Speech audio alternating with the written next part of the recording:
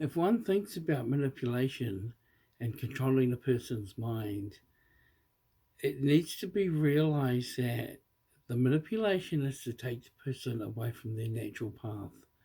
Whatever their natural path they were going to go on in life is taken away, and they're not taken into the house and tied up. They're not hidden away in a shed.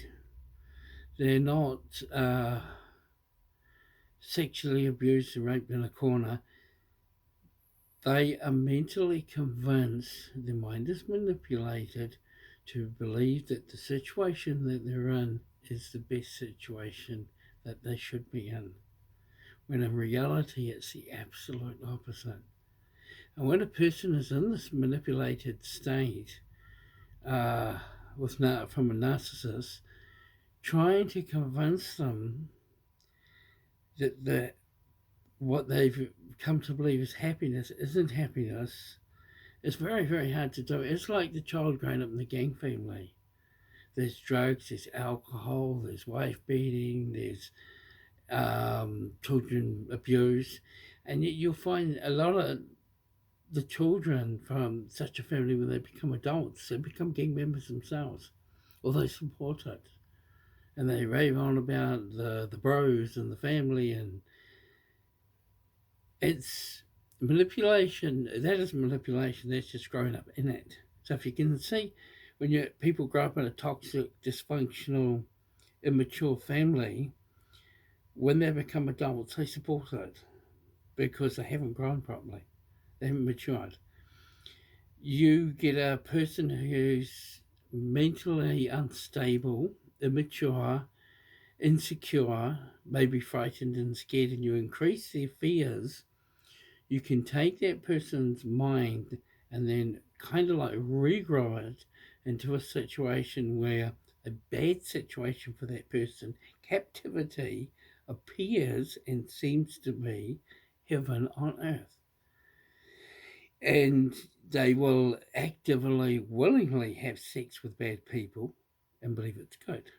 They will willingly be abused and believe it's good. They will be told to accept the good with the bad, and the bad will be the manipulation, the abuse, and then there'll be good things thrown in to make it look like it's a wonderful life. There was that one in America where the couple abducted this girl. They had sex with her for years, and then in the end, the girl, as a young adult, or probably in her 20s, actually, I'm not sure, she would go out and get the shopping for them, the three of them, and bring it home. Now, when you that was they used what was called the Stockholm syndrome, where they played the victim to her, and they mixed lies with truth to the girl until eventually she saw her abductors, her captors, as wonderful people. And then they were actually able to let her go out into the community, do the shopping, and come back home and to have sex with them. She'd been groomed into believing that the life that she was living was the best thing for her, that it was a good life. And having sex with these mentally sick child abductors was a wonderful thing, and that they cared and loved her and appreciated her. And the world outside was scary and frightening, but inside she was protected with them. They got their they got their life off with her. So to them, it was a perfect setup. There was Patty Hearst, who was uh, was kidnapped, raped, abducted, beaten, and eventually she sided with her. Hers is probably the most popular case of Stockholm syndrome, other than the actual original Stockholm event, where I think it was, I can't remember, an airplane. The people, anyway, who were captives were blended in with their mentally, emotionally, blended in with the people who caught them. And it was so bad in the end that when it went to court, the victims were backing up and supporting their captors.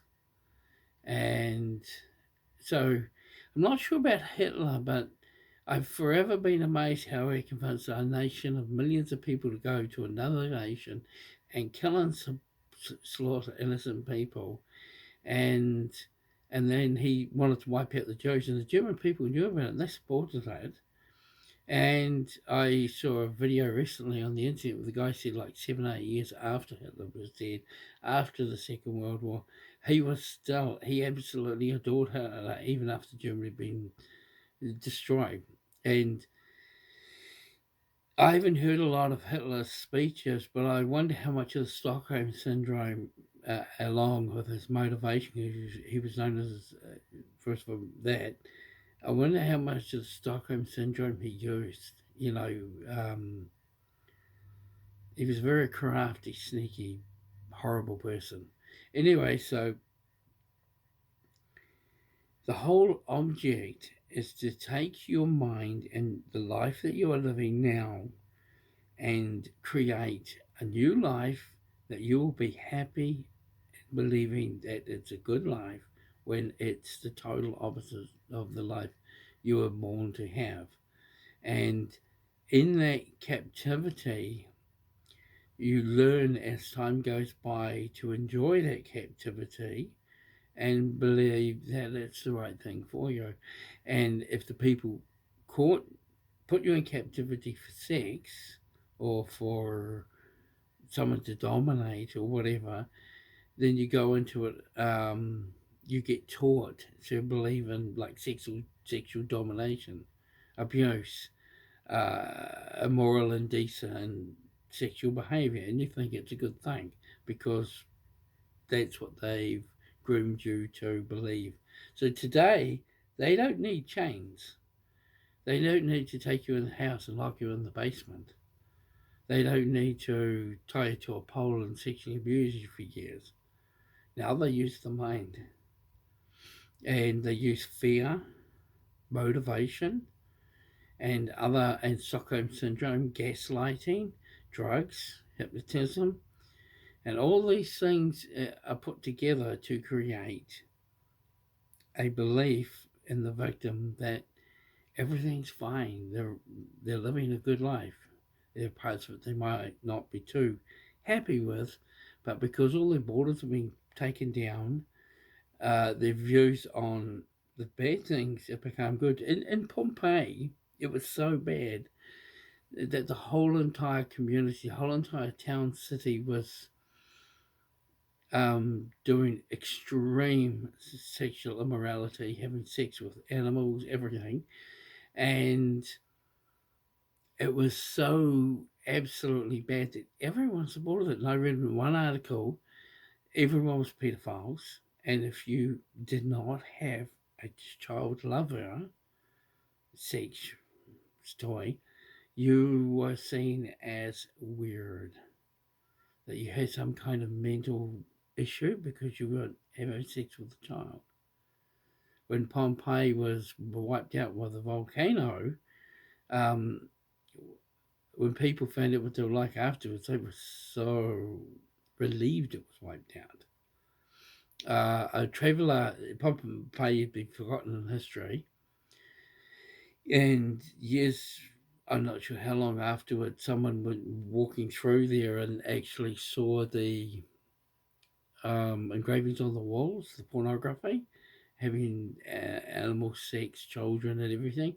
And the man was so disgusted by what he saw, he walked through and never told anyone about it, except for probably his own family. And that's how we know about it. He was just so disgusted, and the people that had lived there. So Pompeii needed to be wiped out. The world today is heading that way. We're heading to being like Pompeii. Pedophilia soon. Fine, in the next 10 years, everyone's going to feel sorry for them, say they have rights, they're like us. We should incorporate them into society, and anyone who abuses them or puts them down should be shamed and locked up because they're evil, because they think something wrong with pedophiles doing their evil things. the society we're living in. I remember when politically correct thinking came out, I was horrified. I heard some of the things people were saying, and if you weren't politically correct, there was something wrong with you. And I just was horrified. It was like accept everything that is bad, and if you don't accept it, there's something wrong with you. You got a phobia, you got a sickness, you got an illness because you won't let immoral, indecent things go on in society without them being, without you speaking up against them. And the good people are shamed, and the bad people are encouraged.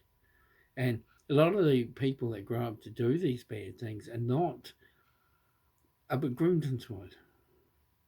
So a lot of these young people in the places like America standing up for pedophiles, they were brought up in pedophile homes.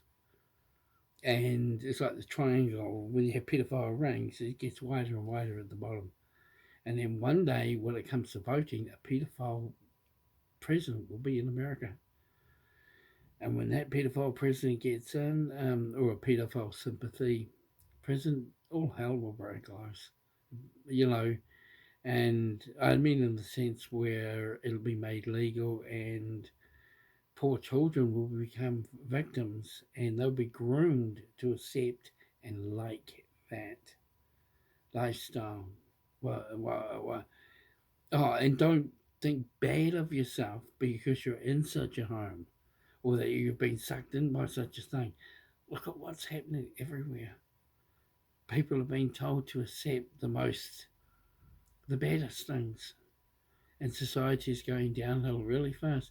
And if they wiped out, if um, Pompeii, Sodom and Gomorrah, the other place that was wiped out with Pompeii, it was just as bad. If they wiped it that way and the whole world goes like this, what's going to happen to the whole world? Every single empire that I've ever read about that collapsed, who thought it was unbreakable, was wealthy, materialistic, but all became very filthy and disgusting and immoral and indecent. They all collapsed. There was always a reason why they collapsed, and they all collapsed when they became bad. Egypt, all of them. And so in the end, you've got to wonder what's going to happen to the world today. Everyone's just riding the wave and accepting everything bad as if it's normal. And we're normalizing all the bad things, and we're, well, we, not me, but they're attacking all the people that are trying to do good. And the governments, they can bring in laws that people just accept. And there's no fighting. If there's only a tiny amount of the public that actually protest, that argue that these new laws are bad. We had some new laws in New Zealand come through under Helen Clark, the Prime Minister, and they should never have come through. And the country just did nothing. I remember on the talk show hosts were freaking out, but the public were just totally getting on with their own life, being entertained, partying, watching movies, getting drunk, doing drugs, and yeah, it's time to wake up.